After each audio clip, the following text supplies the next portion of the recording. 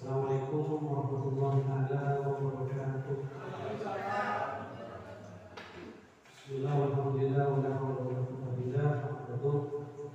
Bapak Ibu sekalian, pada pagi hari ini saya akan mempresentasikan tentang diseminasi penerapan budaya positif, yang mana ini adalah tugas modul 1.4. Langsung ke materi. Materi pertama yaitu tentang budaya positif. Artinya sebuah budaya yang kita lakukan di sekolah yang sifatnya itu adalah positif. Pengertian budaya sekolah adalah kebiasaan-kebiasaan yang berkembang di lingkungan sekolah. Jadi kebiasaan-kebiasaan yang selama ini berkembang di sekolah kita, yang mana arahnya di sini kita akan membuat kebiasaan-kebiasaan tersebut itu menjadi sebuah kebiasaan yang positif.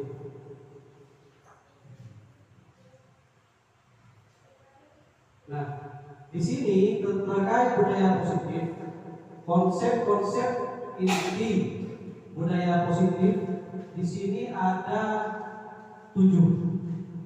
Jadi dasar dari sebuah budaya positif yang akan kita terapkan di sekolah kita ini ada 7. Yang mana yang pertama yaitu adalah perubahan paradigma. Ini budaya positif yang pertama. Yang kedua adalah disiplin positif. Dan yang ketiga adalah kebutuhan dasar manusia. Serta yang keempat, motivasi perilaku manusia. Yang kelima, posisi kontrol. Dan yang keenam adalah keyakinan kelas. Dan yang ketujuh adalah segitiga restitusi. Ini adalah konsep-konsep dasar budaya positif yang akan kita terapkan di sekolah kita. Nah, yang pertama yaitu tentang perubahan paradigma. Perubahan paradigma itu adalah pembelajaran dengan paradigma baru yang sesuai dengan profil pelajar Pancasila, yang mana pembelajaran dengan paradigma baru merupakan pembelajaran yang dirancang dengan prinsip pembelajaran berdiferensiasi sehingga peserta didik dapat belajar sesuai dengan kebutuhannya berdasarkan tahap perkembangan psikologi untuk mewujudkan profil pelajar Pancasila. Ya, jadi perubahan paradigma ini yang harus kita awali, yang mana paradigma baru ini yaitu sesuai dengan profil pelajar Pancasila. Nah, selanjutnya miskonsepsi tentang teori kontrol. Ya, di situ ada teori kontrol. Yang pertama tentang ilusi guru mengontrol murid, ilusi bahwa semua penguatan positif efektif dan bermanfaat, ilusi bahwa kritik dan membuat rasa bersalah mampu menguatkan karakter, serta ilusi bahwa orang dewasa berhak memaksa. Ini adalah miskonsepsi tentang teori kontrol yang sudah terbiasa berjalan.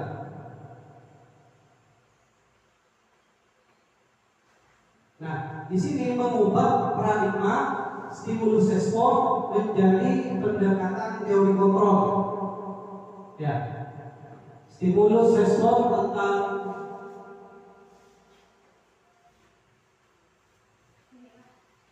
respon tentang dunia, dan teori kontrol tentang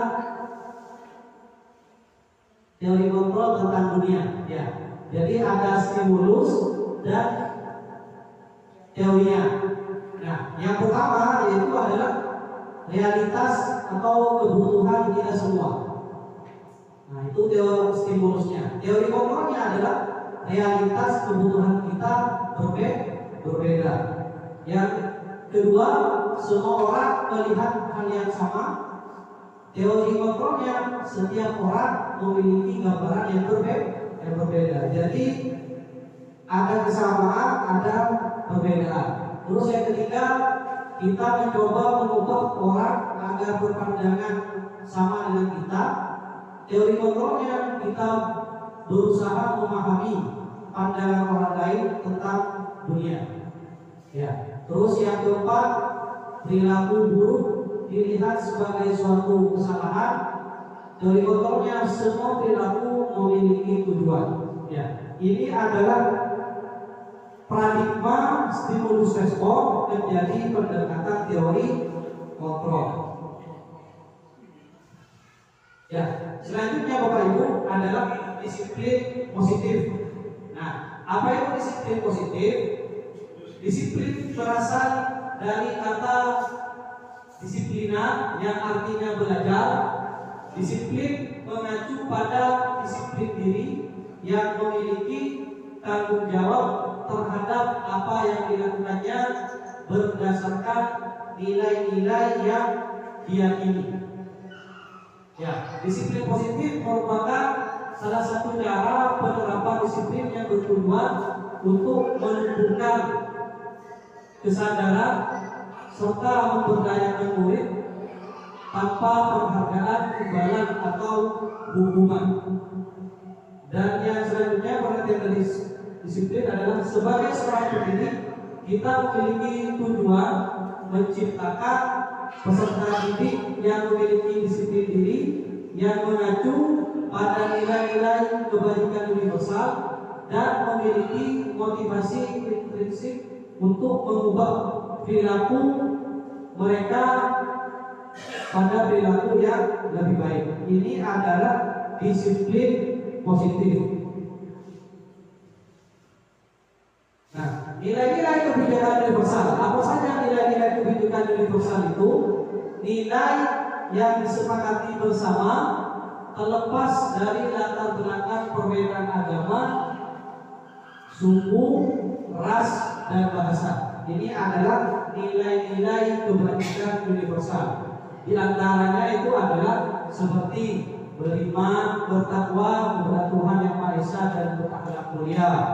Terus berpendidikan global, terus gotong royong, terus mandiri. Selanjutnya kreatif, bernalar kritis, dapat dipercaya, sopan santun. Terus selanjutnya ada nilai toleransi, kesehatan, kerjasama, serta menghargai orang lain. Ya, ini Bapak Ibu adalah nilai-nilai kebajikan universal.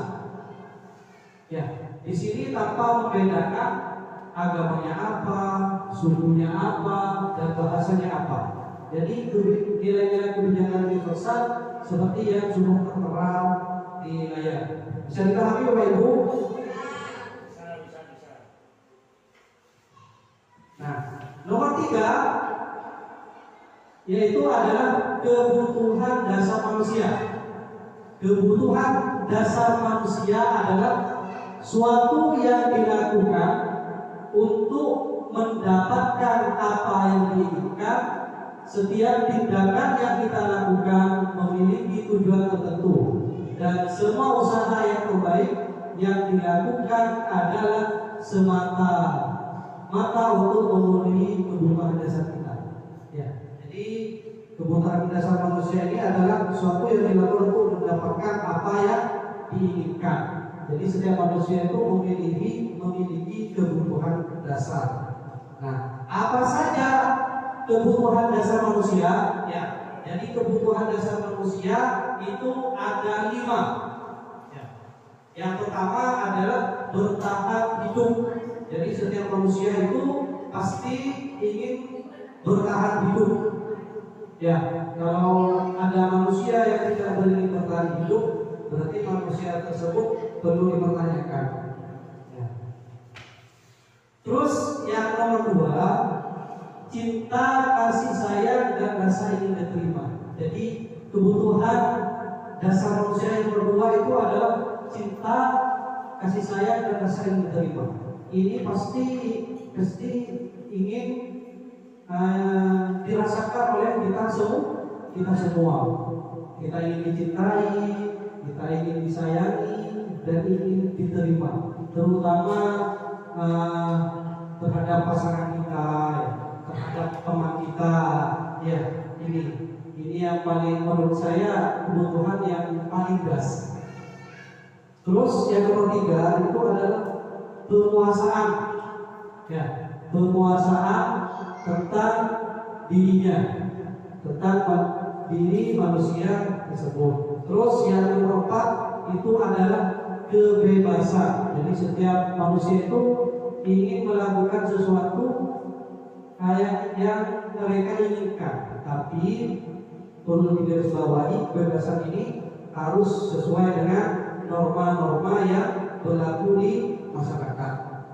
Terus yang terakhir, kesenangan. Nah, ini kesenangan.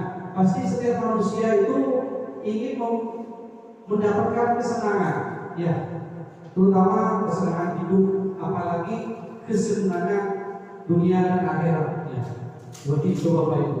Jadi ini adalah 5 kebutuhan dasar manusia.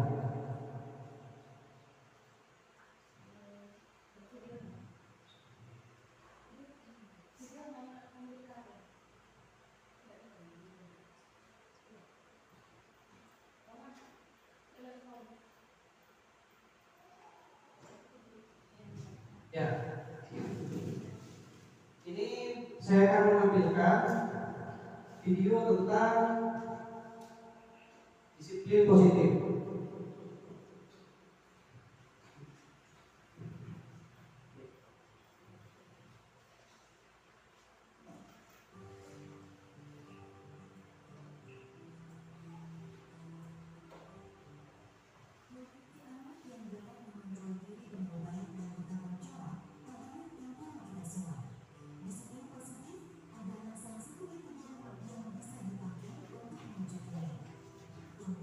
Disiplin positif yang keunikan adalah kebijakan untuk mendidik dan membina peserta didik yang bertumpu pada upaya membangun pemikiran dan perilaku positif, di mana dalam pelaksanaannya ada kebebasan dan latihan yang disepakati. Saat berjalan dengan para pendidik, hampir semua yang punya kesamaan pernah mengalami perilaku ke sekolah, tidak mengucapkan beda, ganas, berkelahi, tidak tepat lainnya.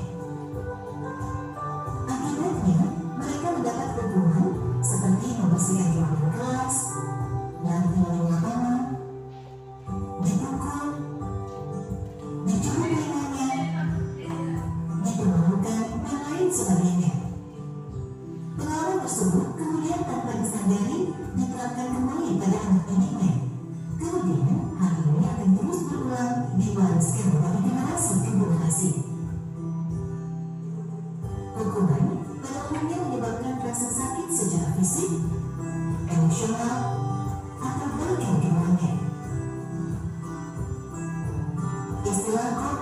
Control meliputi hukuman fisik dan non-fisik yang bertujuan menyakiti atau menimbulkan rasa tidak nyaman. Contoh hukuman fisik: memukul, menampar, dan menendang. Sedangkan hukuman non-fisik diantaranya meremehkan, menghina, atau mengancam. Apakah setiap perilaku anak yang tidak tepat harus selalu direspon dengan hukuman? Di sinilah pentingnya bagi kita memahami tahap perkembangan anak agar dapat merespon perilaku mereka dengan tepat. Setiap anak memiliki kecakapan pertumbuhan yang berbeda-beda. Sangat penting bagi pendidik untuk memahami dengan baik konsep tumbuh kembang anak agar dapat memegangnya sebagai prinsip dasar proses pendidik. Anak usia balita biasanya senang berlarian, sementara anak usia sekolah dasar cenderung lebih mempercayai guru dan teman-temannya. Kemudian anak SMP yang ada di masa pubertas sedang mencoba hal baru dan sedang mengembangkan identitasnya. Apa yang dilihat dan didengar secara terus-menerus akan menjadi keyakinan bagi mereka dan sekaligus membentuk ekspresi serta perilakunya. Lalu, bagaimana mengatasi konflik ketika perilaku anak tidak sesuai dengan harapan orang dewasa? Konsekuensi logis di dalam disiplin positif lancarannya. Konsekuensi logis adalah konsep paling dasar dalam logika. Dalam pendidikan, konsekuensi logis fokus pada solusi. Anak akan diajari mentaati aturan atas dasar kesadaran dan tanggung jawab. Anak juga mendapat penjelasan mengenai konsekuensi tindakan dan empati. Ada 2 syarat kognisi dan 4 prinsip dalam penerapan konsekuensi logis. 2 syarat kognisinya yaitu membangun koneksi sebelum mengoreksi perilaku dan selalu bertanya bukan menasihati. Kemudian 4 prinsipnya adalah: 1. Beralasan. 2. Berkaitan. 3. Menghargai. 4. Membantu. Dengan arahan konsekuensi logis ini, pendidik tidak harus secara konsisten memberi dukungan yang positif kepada peserta didik. Merasakan pujian dan cinta dari orang lain seperti guru, orang tua, dan teman-teman membuat anak terdorong untuk berperilaku baik dan positif. Kalimat seperti, "Saya telah melihat kerja kerasmu. Saya percaya bahwa kamu dapat melakukan yang lebih baik ke depannya." Semangat seperti itu tentu akan sangat berarti bagi mereka.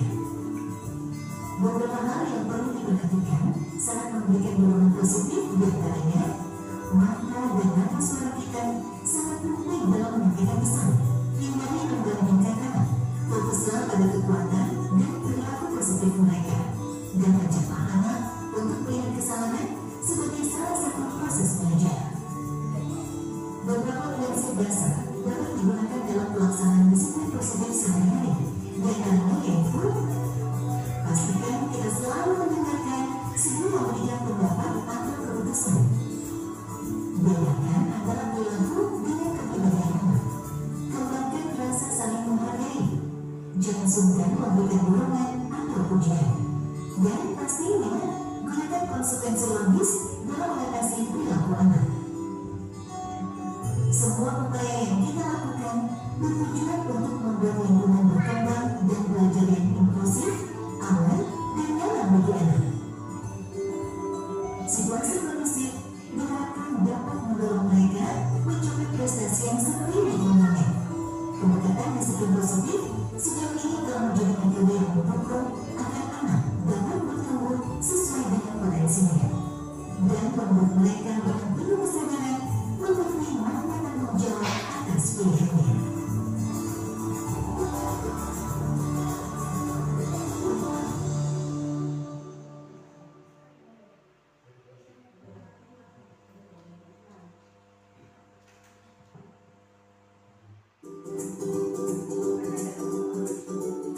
Disiplin positif adalah pendekatan dalam membimbing anak agar mampu Ini adalah video selanjutnya oleh karena tentang disiplin positif.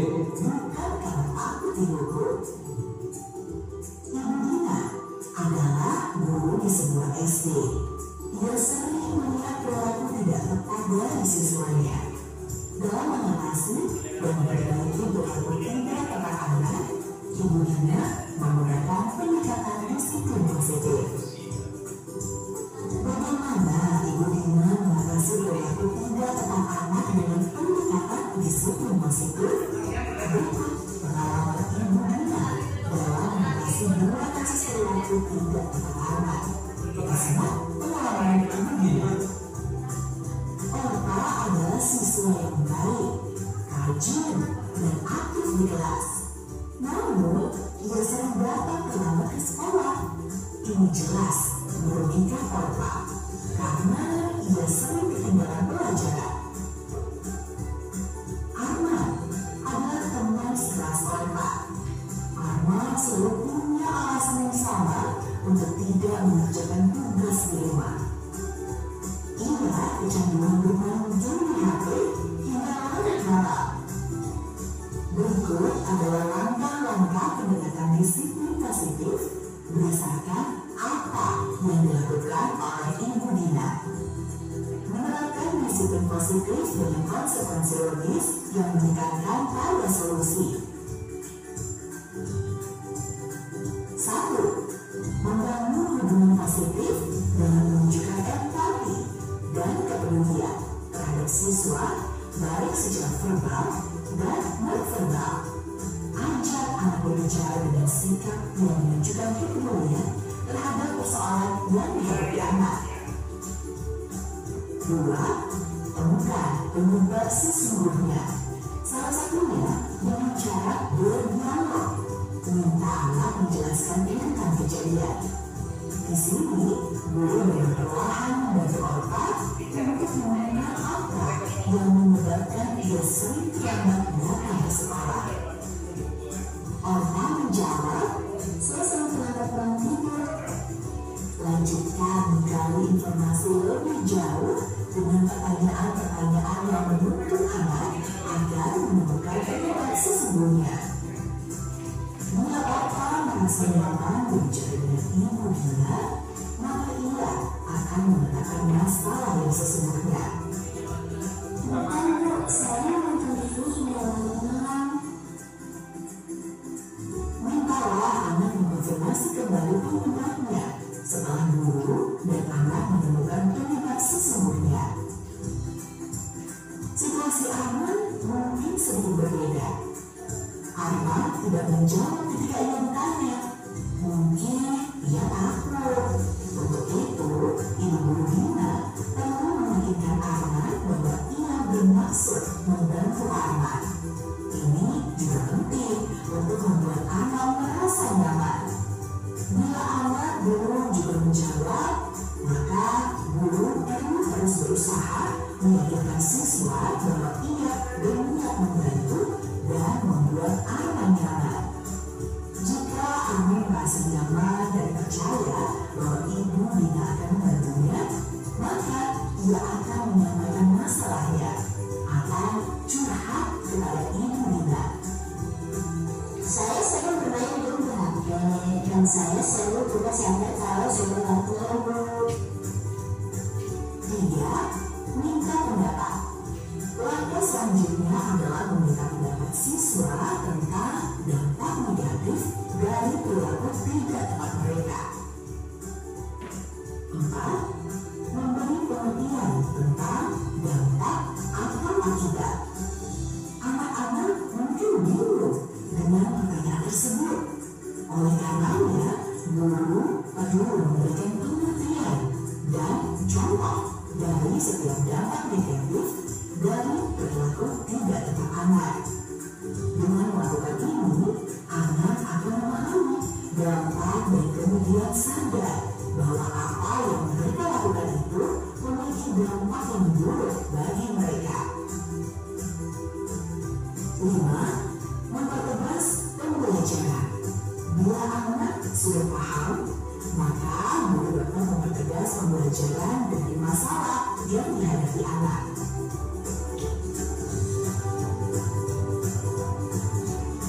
6. Pilih solusi. Langkah selanjutnya, diskusikan pilihan solusi untuk mengatasi perilaku tidak tepatnya. Upayakan agar anak solusi bagi masalahnya. Jika anak kesulitan, bisa bantu dengan pertanyaan penutur atau solusi dalam bentuk pertanyaan. Saya sebaiknya mengerjakan PR terlebih dahulu setelah pulang sekolah dan sebelum bermain HP ya Bu. 7. Bangun kesepakatan. Sesudah solusi dikabulkan, beri Anda kesempatan untuk menerapkan kesepakatan yang dibangun. Besok Bapak akan tidur lebih cepat. Pasal kawalan jam dan meminta dari teman Bapak dan Ibu untuk membangunkan Bapak kalau belum bangun. Untuk pelajaran yang tertinggal, Bapak akan bertanya ke ibu guru atau teman pada jam istirahat. 8. Tanyakan kembali bantuan yang dibutuhkan.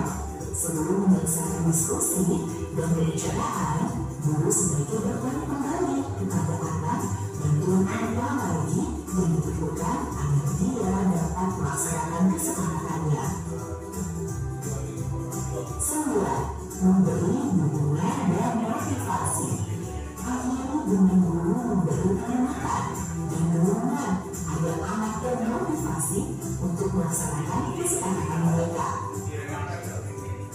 Beberapa catatan penting dalam penerapan konsekuensi logis ini antara lain: konsekuensi tidak boleh membuat anak merasa bahwa mereka adalah anak yang nakal, jahat, tidak memiliki kemampuan.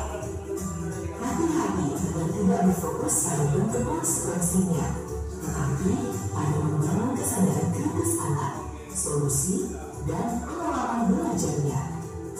Tidak menunjukkan kekuasaan pada anak. Ini harus sama pada bahasa yang digunakan, maupun ini atau gestur dari guru. Menggunakan kalimat yang positif yang mendorong dan menguatkan perilaku positif anak. Selamat mencoba.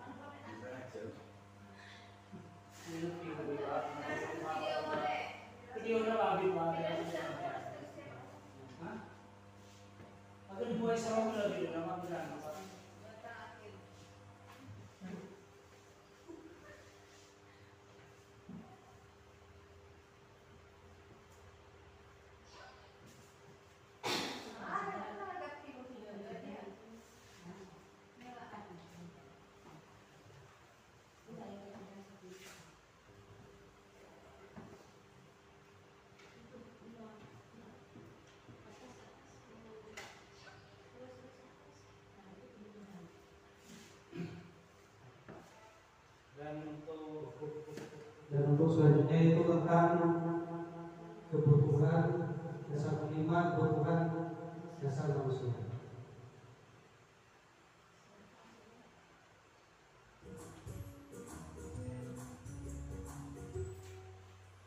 Salam dan bahagia Ibu dan Bapak Guru hebat.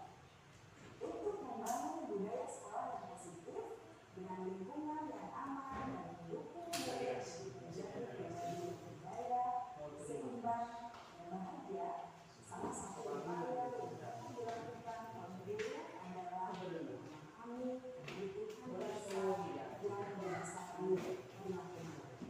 Pada video kali ini kita akan membahas tentang 5 kebutuhan dasar manusia.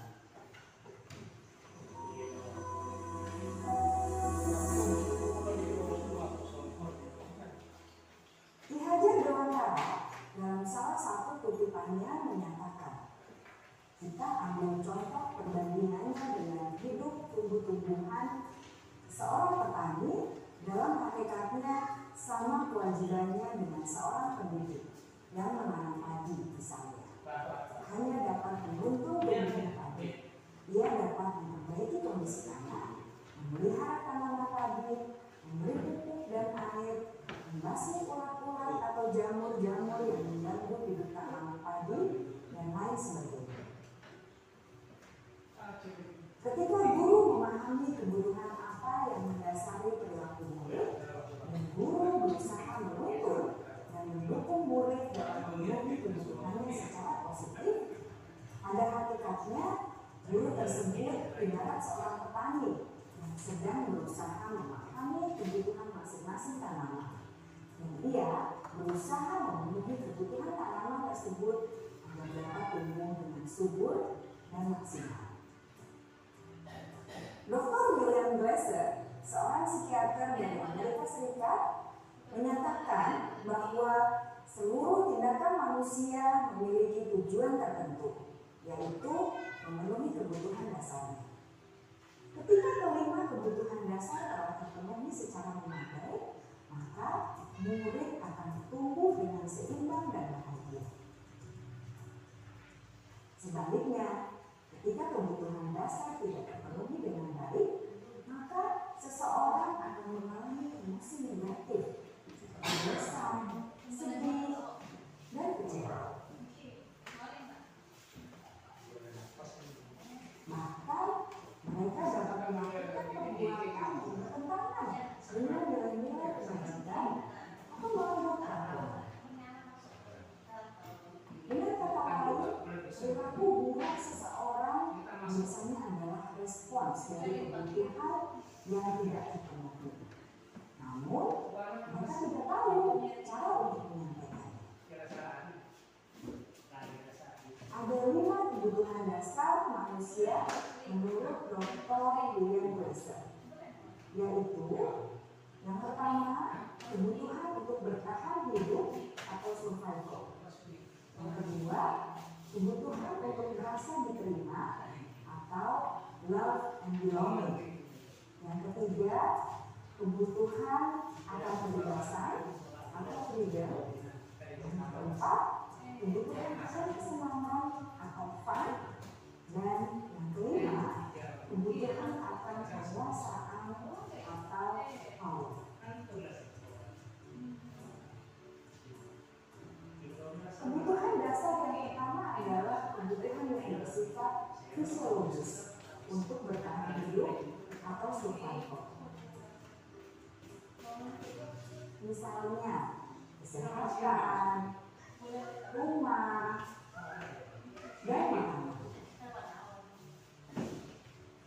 Kebutuhan biologis sebagai bagian dari proses reproduksi termasuk kebutuhan untuk tetap bertahan hidup. Kebutuhan untuk merasa aman juga termasuk dalam kebutuhan ini.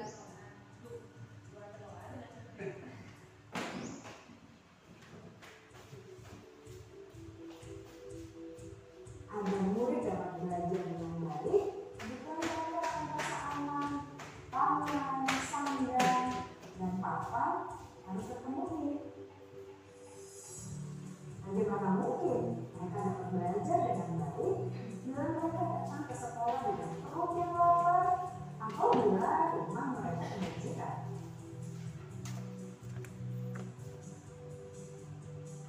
Setelah kita mengetahui kebutuhan pertama yang sebagian besar bersifat fisiologis, mari kita lihat kebutuhan kedua sampai kelima yang semuanya berhubungan dengan psikologis. Mari kita lihat kebutuhan yang kedua, yaitu kebutuhan akan perasaan diterima oleh kelompok atau komunitasnya atau kebutuhan love and belonging. Kebutuhan ini meliputi keinginan untuk tetap terhubung dengan orang lain seperti teman, keluarga, teman kerja, dan kelompok di mana kita tergabung. Setiap murid ingin menjadi bagian yang berharga dari kelas dan juga sekolah. Mereka juga ingin diterima oleh orang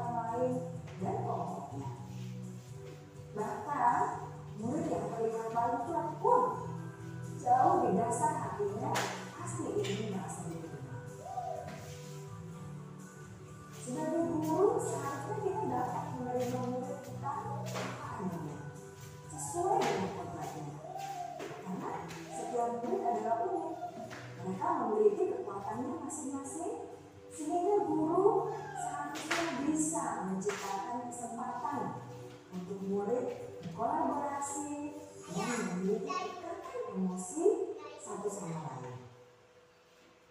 Murid-murid yang memiliki kebutuhan yang besar untuk merasa diterima, biasanya mereka belajar karena suka pada gurunya. Dan mereka juga suka bekerja dalam kelompok. Kebutuhan yang ketiga adalah kebutuhan akan kebebasan atau kebutuhan membuat pilihan. Murid harus diberi kesempatan untuk membuat pilihan dan bertanggung jawab atas pilihan yang mereka telah ambil. Memberi mereka kebebasan bukan berarti membiarkan mereka melakukan apa saja yang mereka mau, melainkan lebih memberi mereka kesempatan untuk membuat pilihan, menyuarakan pendapat mereka dengan percaya diri, dan memberi mereka kesempatan untuk mencoba hal-hal yang baru. Pembelajaran dengan metode yang beragam dan menarik juga akan memenuhi kebutuhan murid tentang kebebasan ini. Pembelajaran berdiferensiasi, di mana guru menyediakan beberapa jenis tugas yang bisa dipilih oleh murid sesuai dengan mereka, sangat baik untuk mengembangkan murid menjadi lebih mandiri dan memiliki motivasi internal. Karena kebutuhan akan kebebasan pada dasarnya adalah kebutuhan untuk mandiri, memiliki otonomi, memiliki pilihan, dan mampu mengendalikan arah hidup sendiri.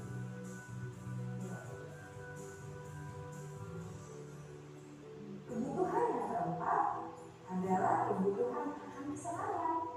Bayangkan Bapak Ibu hidup tanpa rasa senang, betapa menyedihkannya. Glasser menghubungkan kebutuhan akan kesenangan dengan belajar. Jangan sepelekan kebutuhan murid untuk merasa senang di kelas.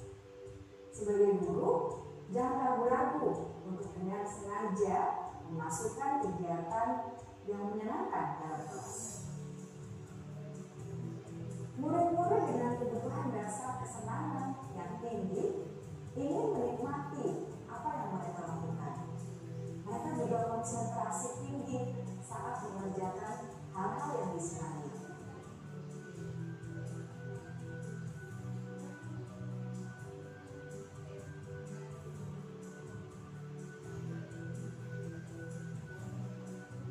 Kebutuhan yang kelima adalah kebutuhan akan penguasaan. Setiap murid memiliki kebutuhan untuk merasa kompeten, menjadi terampil, diakui pencapaian dan keterampilannya, didengarkan, bisa membuat dampak dan pengaruh, dan memiliki rasa harga diri. Mereka sebaiknya diberi kesempatan untuk membuat keputusan tentang hal-hal yang penting dalam hidupnya dan tidak merasa dikontrol oleh sesuatu.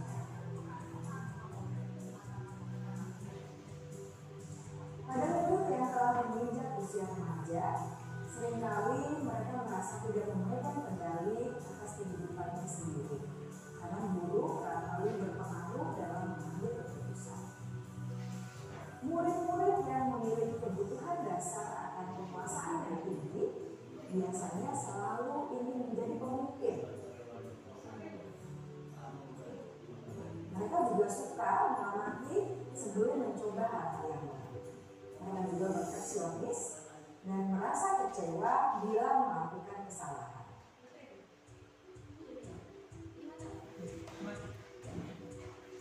Ibu dan Bapak Guru,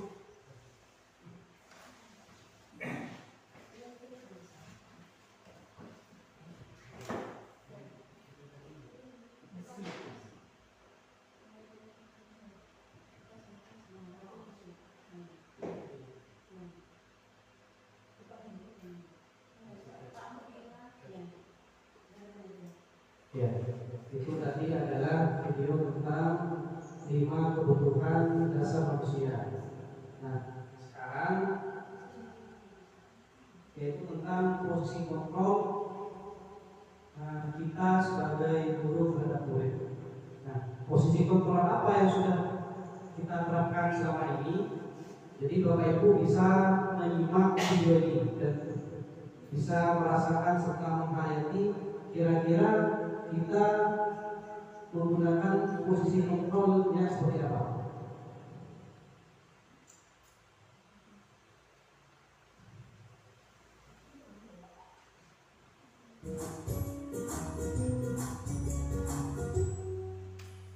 Salam bahagia Ibu dan Bapak Guru hebat.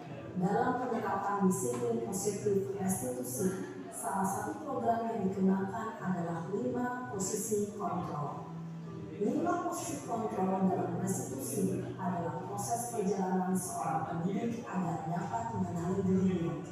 Pada video kali ini, kita akan membahas tentang 5 posisi kontrol yang dikembangkan oleh Diane Dawson dan contoh penerapannya.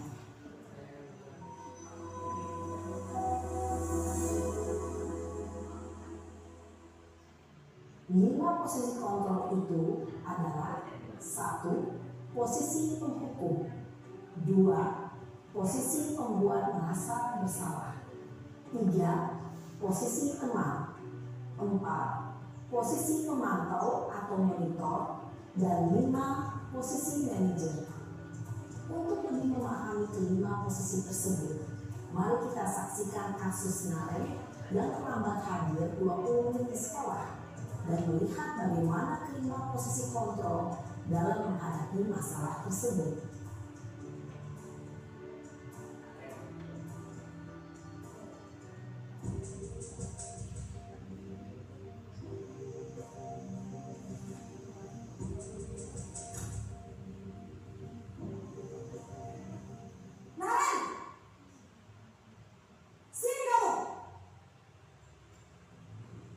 Selamat pagi, Bu. Selalu terlambat.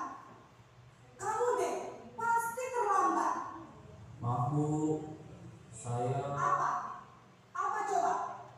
Alasan kamu apa lagi? Kapan sih kamu tidak terlambat? Malas sekali ya kamu jadi anak. saya Dasar pemalas. Gak kapok-kapok sih kamu. Sudah berapa kali terlambat? Sana, kamu keliling lapangan basket 2 kali. kenapa saya harus keliling lapangan basket, Bu? Kenapa? Kamu melawan ibu? Berani-beraninya jawab. Sudah terlambat, masih berani jawab pula. Sekarang, keliling lapangan basket 5 kali sekalian. Biar kapok. Cepat. Pergi sana ke lapangan basket. Posisi penghukum biasanya berbicara dengan nada tinggi, menghardik, menunjuk-nunjuk, menyakiti, dan menyindir. Hukuman bisa berupa fisik maupun psikis. Ibu dan Bapak Guru hebat, dampak yang terjadi pada murid ketika guru berada pada posisi penghukum adalah murid cenderung akan memberontak, bahkan menyimpan dendam.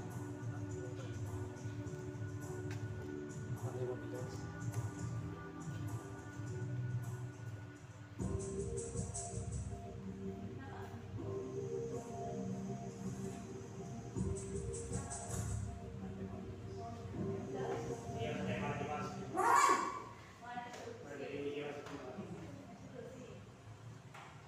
Selamat pagi, Bu. Naren. Kamu kenapa terlambat lagi, nak? Ya Tuhan, Naren. Kamu senang ya bikin ibu susah ya? Kalau kamu terlambat lagi, nanti ibu yang ditegur bapak kepala sekolah, nak. Disangka ibu tidak bisa membina kamu. Duh, gimana ini? Maaf, Bu. Duh, Gusti Naren. Kamu suka ya kalau ibu ditegur bapak kepala sekolah? Terus, sekarang ibu harus tulis apa ini di buku absen? Ini kamu sudah sering terlambat loh. Ibu harus apa coba? Maaf, Bu. Maaf sekali. Ya sudah, lain kali jangan bikin ibu susah lagi ya nak ya. Ibu tidak akan kuat lagi kalau kamu begini terus. Bisa jantungan kalau ibu ditegur bapak kepala sekolah.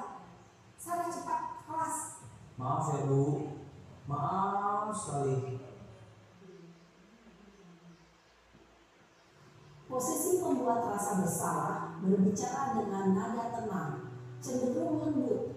Namun kata-kata yang diutarakan membuat murid merasa menjadi orang yang gagal, memandang buruk dirinya sendiri, merasa tidak berharga, dan tidak sanggup membahagiakan orang lain.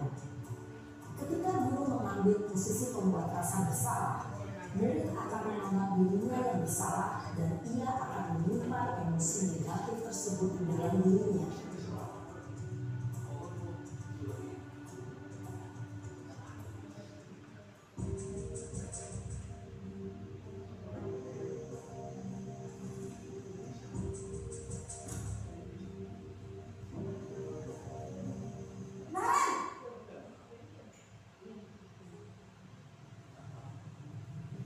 Selamat pagi Bu.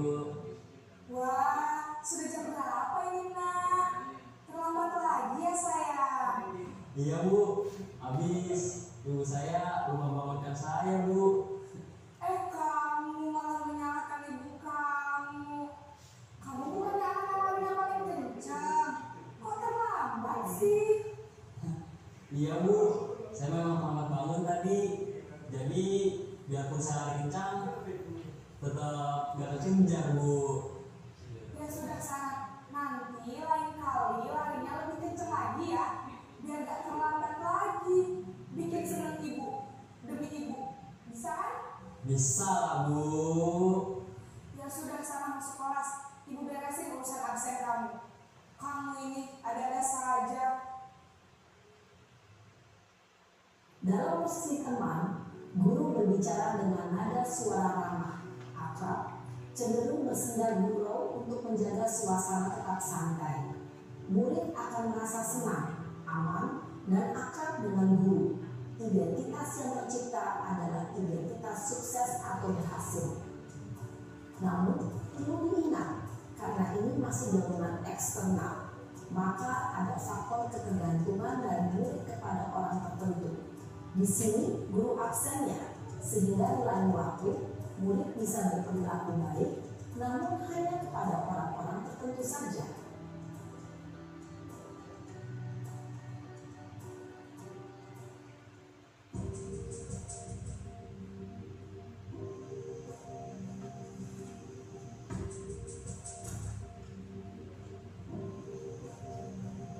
Nah,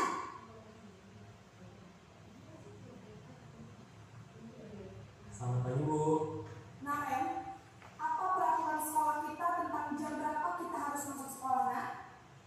Kita harus di sekolah jam 7 Bu. Iya betul, sekarang sudah jam 7.20. Naren sudah tahu konsekuensinya jika terlambat hadir. Paham Bu, saya harus tinggal kelas pas jam istirahat selama 20 menit. Iya benar, konsekuensinya demikian. Jadi nanti jam 9.30 pas istirahat, kamu harus tinggal di kelas, kerjakan tugas tambahan untuk ketertinggalan kamu, ya? Baik Bu. Posisi pemantau mengandalkan penghitungan atau data untuk mengontrol murid. Guru mengarahkan murid berdasarkan peraturan dan konsekuensi. Seorang pemantau menunjukkan bahasa tubuh dan ekspresi wajah yang datar dan cenderung formal.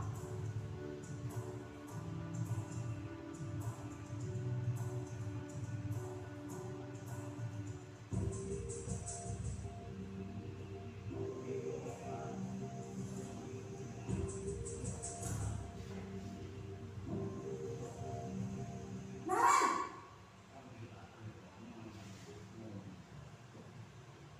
Selamat pagi Bu. Selamat pagi Naren. Maaf Bu, saya terlambat. Iya, sekolah masuknya jam 7, sekarang sudah jam 7.20. Jadi sekarang bagaimana nih Naren? Maaf Bu, saya lupa setel alarm saya semalam. Baiklah, menurut kamu, keyakinan sekolah yang mana yang perlu kamu tingkatkan? Menghargai diri sendiri dan orang lain mungkin ya Bu. Setuju. Jadi, apakah Naren meyakini prinsip saling menghormati tersebut? Iya Bu, saya meyakininya. Apakah Naren bersedia memperbaiki masalah keterlambatan ini? Bersedia Bu. Bagaimana kamu akan memperbaiki masalah keterlambatan ini? Saya akan coba untuk tidak lupa menyetel alarm saya Bu. Baik, kalau Naren lupa menyetel alarm di rumah, ada orang yang kira-kira bisa bantu mengingatkan tidak? Ada Bu, kata saya, Kak Emma. Ada lagi selain Kak Emma? Selain Kak Emma, ada ibu saya. Baik, jadi yang mengingatkan Naren adalah Kak Emma dan ibu kamu ya? Kira-kira akan mulai set alarm kapan nih Naren? Setelah pulang sekolah, akan segera saya lakukan. Baik, jadi Naren akan setel alarm untuk bangun besok pagi dan akan diingatkan oleh kakak dan ibunda Naren ya. Ada lagi yang mungkin dilakukan Naren agar tidak terlambat bangun lagi. Tidak ada Bu. Baik Naren, terima kasih untuk kerjasama kamu. Sekarang kamu perlu kembali ke kelas untuk belajar. Baik Bu, terima kasih. Posisi manajer adalah posisi kontrol yang disarankan untuk membimbing murid memiliki sikap disiplin yang positif, yaitu murid yang mandiri, bertanggung jawab, dan dapat memecahkan masalah. Tujuan dari posisi ini adalah agar murid dapat berefleksi atas tindakannya. Guru akan dengan tulus memberikan pertanyaan-pertanyaan bermakna, sehingga membuat murid dapat belajar dari kesalahannya dan mencari sebuah solusi untuk menyelesaikannya. Ibu dan bapak guru hebat, setelah mengamati adegan kelima posisi kontrol tadi, kira-kira posisi mana yang paling ideal? Posisi mana yang dapat menunjang motivasi dan prinsip murid? Ya, tentu posisi manajer. Posisi ini memang posisi ideal dan ingin dituju setiap pendidik. Pada posisi inilah, guru dapat menerapkan disiplin positif yang berpihak pada murid, yang memerdekakan murid. Perjalanan seorang pendidik tentunya tidak mudah untuk sampai pada posisi seorang manajer. Namun, tujuan kita pasti, yaitu menciptakan murid-murid yang mandiri, merdeka, dan bertanggung jawab. Semoga penggambaran 5 posisi kontrol yang telah diperlihatkan ini dapat menjadi ajang refleksi bagi kita semua agar dapat terus mengasah dan menerapkan disiplin positif yang memerdekakan murid. Mari terus berlatih dan bersemangat. Selamat mendengarkan. Salam berbahagia Ibu dan Bapak Guru hebat.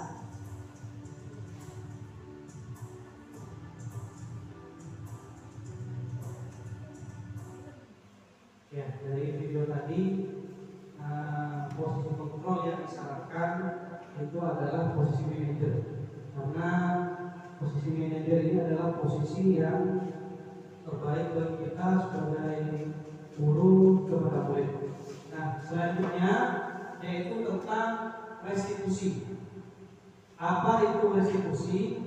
Menurut dosen, restitusi merupakan proses menciptakan posisi bagi siswa untuk memperbaiki kesalahan mereka sehingga mereka bisa kembali pada kelompoknya dengan karakter yang lebih kuat.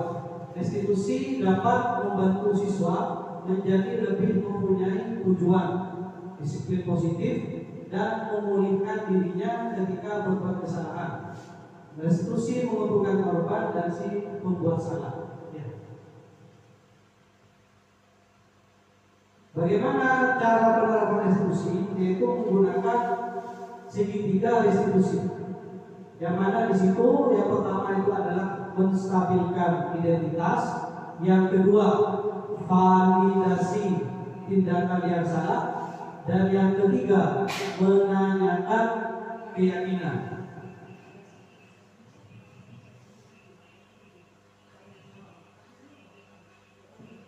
Nah,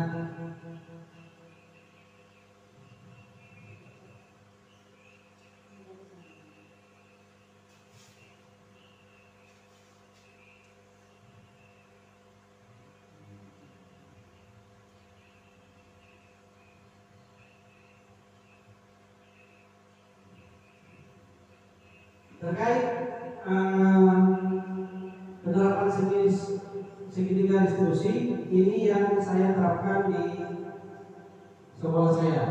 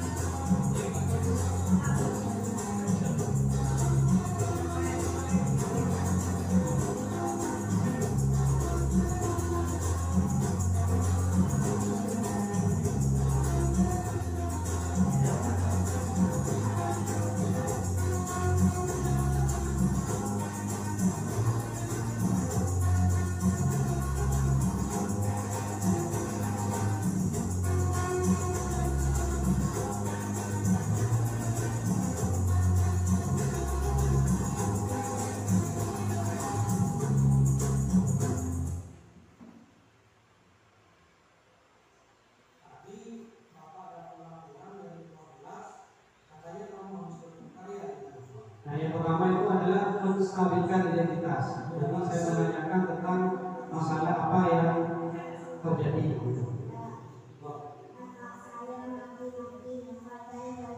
Nah, setelah saya menanyakan tentang apa yang pasti kamu terkait permasalahannya itu apa, selanjutnya saya memvalidasi tindakan yang salah.